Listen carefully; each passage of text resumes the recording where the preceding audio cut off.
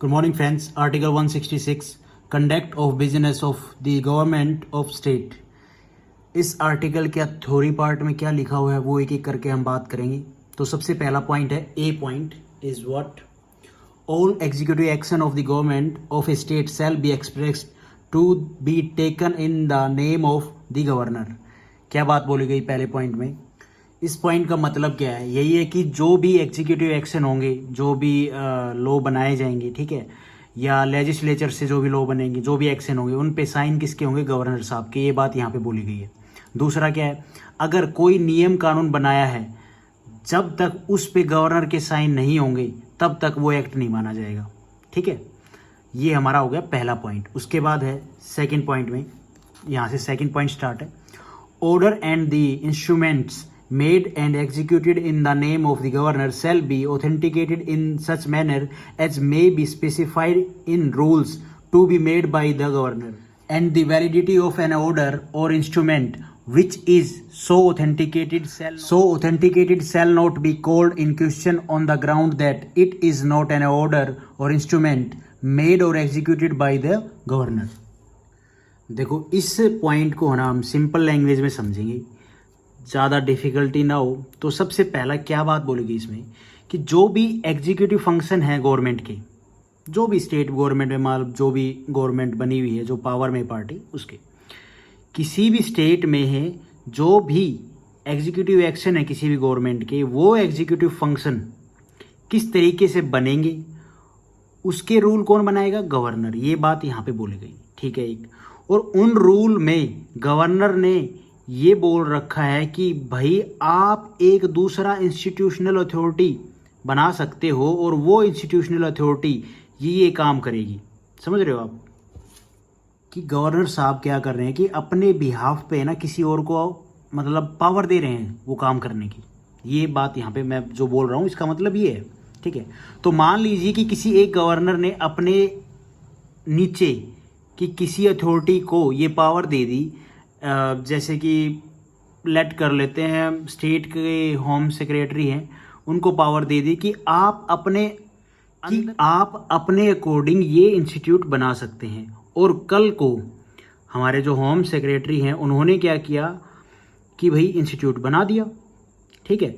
और तो इस बेसिस पे कि वो इंस्टीट्यूट सीधे गवर्नर ने नहीं बनाया है, तो इस बेसिस पे उस इंस्टीट्यूट कि एग्जिस्टेंस को चैलेंज नहीं किया जा सकता। समझ रहे हो? सिंपल सी भाषा में बात यह है कि गवर्नर ने मान लो कोई काम है वो अपने से नीचे वाली अथॉरिटी को दे दिया, मान लो होम सेक्रेटरी को दे दिया, और उनको बोला कि आप कोई भी इंस्टीट्यूट बना सकते हो, वो वाला इंस्टीट्यूट नहीं जो आप पढ़ते हो, नहीं, ठीक है। कोई भी जो काम है आप उसके हिसाब से सिस्टमेटिकली एक बना सकते हो, और उसके उस चीज़ को चैलेंज नहीं किया जा सकता कि ये गवर्नर साहब ने नहीं बनाया है। ये है सिंपल सी बात। तो और मैक्सिमम टाइम में ऐसा होता है कि गवर्नर एक एक चीज़ नहीं देखता है, वो अपने से नीचे की जो अथॉरिटी होती है, जो काम कर रही होती है, उनको पावर दे देता है कि आप इन पॉइंट्स पे ये चीज़ आराम से देख लें और उनको टैकल करें, ठीक है।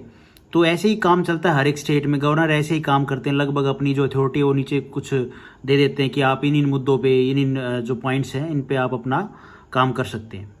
ये बात यहाँ पे मैं जो आपको समझा रहा हूँ ये एक्स्ट्रा बातें हैं, ऐसा नहीं कि यहाँ पे लिखी हुई है। दूसरा क्या है, उसके बाद ये बात बोल दी कि वो authenticated shall not be called in question of ground that it is not an order और इंस्ट्रूमेंट मेड और एग्जीक्यूटेड बाय द गवर्नर। ये बात मैंने ऊपर आपको बता दी कि भाई उसको चैलेंज नहीं किया जा सकता है, जो भी गवर्नर के अंडर में किसी भी अथॉरिटी ने काम किया है तो उसको पावर तो उन्होंने ही दे रखी ना। अब हम आते हैं एक और पॉइंट पे, इसी पे। उसके बाद अगर मान लो कोई भी इंस्ट्रूमेंट है, कोई भी ऑर्डर है, उन सब को ऑथेंटिकेटेड करना है, सही है या गलत है, इम्प्लीमेंट करना है, ये सब गवर्नर ने जो रूल बनाया है ना उसके अकॉर्डिंग किया जाएगा। ऐसा है नहीं होता है कि गवर्नर जब भी कोई मुद्दा आता है तो उस मुद्दे को लेके हाँ जी लाओ मेरे पास ले आओ मैं सोल्व करूँगा, नहीं। जो भी काम करना है, जो भी ये सिस्टमेटिकली चलेगा ना, वो ऐसे होता है कि हमेशा थोड़ी ना गवर्नर नियम कानून बनाएगा, वो या फिर एक एक ऑर्गेनाइजेशन में काम करने के तरीकों को देखेगा, ऐसा नहीं होता है। वो एक बार रूल बना देता है जब भी मतलब गवर्नर की पोस्ट पे आता है स्टार्टिंग में, और उसके हिसाब से जो भी काम हो वो चलता है, ठीक है। ऐसे होता है, ऐसा नहीं कि वो पूरे साल में यही लगा हुआ कि इस ऑर्गेनाइजेशन ने ये काम किया, इसने ये किया, क्यों किया, गलत किया, सही किया, नहीं। वो एक बार रूल बना देता है, उसके अकॉर्डिंग वो काम चलता है। उसके बाद है ये third point, the governor shell make rules for the more convenient transaction of the business of the government of the state and for the allocation among minister of the said business insofar as it is not business with respect to which the governor is by or under this constitution required to act in his discretion। क्या मतलब है इसका? मतलब इसका ये है कि वो मुद्दे जहाँ पर गवर्नर को अपने डिस्क्रिशन में काम करना है, ठीक है, उन मुद्दों को छोड़ के बाकी सारे मुद्दों में गवर्नर नियम कानून बनाएगा जिससे गवर्नमेंट ऑफ स्टेट, मतलब जिसमें गवर्नमेंट ऑफ जो स्टेट की गवर्नमेंट है को कन्वीनियंट तरीके से चलाया जा सके, कि जो गवर्नमेंट ऑफ स्टेट की जो गवर्नमेंट है उसको एक अच्छे से तरीके से रूल के हिसाब से चलाया जा सके।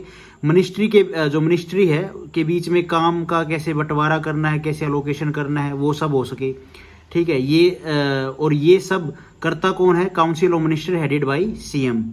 और गवर्नर बस साइन करता है। ये सब जो काम कौन सी मिनिस्ट्री को, कौन से बंदे को बांटना है, ये सब तो उन्हीं का होता है। जो पार्टी जीत के आई है, council of minister headed by CM, लेकिन उसके ऊपर साइन कौन करेगा कि ये काम इसको द्वारा किया जाएगा, और इसके ऊपर फाइनल जो साइन करेगा वो कौन करेगा? गवर्नर, ठीक है। गवर्नर का बस इतना है कि गवर्नर बस वहां पे चीजों को रोक देगा जहां पर गवर्नर को उसके डिस्क्रिशन में एक्ट करने को बोला गया है। और किसने बोला है? कॉन्स्टिट्यूशन ने, हमारे संविधान ने। तो ये था article 166। Thank you for watching this video. देखो भाई, ये जो मैं आपको समझा रहा हूँ चीज़ें, ये भी मैंने कहाँ से पढ़ी हैं ये बता देता हूँ। एक तो लक्ष्मीकांत से पढ़ा है थोड़ा, दूसरा क्या जो हर्षित त्रिवेदी सर हैं, यूट्यूब पे उनका चैनल है, वहाँ से उनकी जो वीडियो है उनसे पढ़ता हूँ।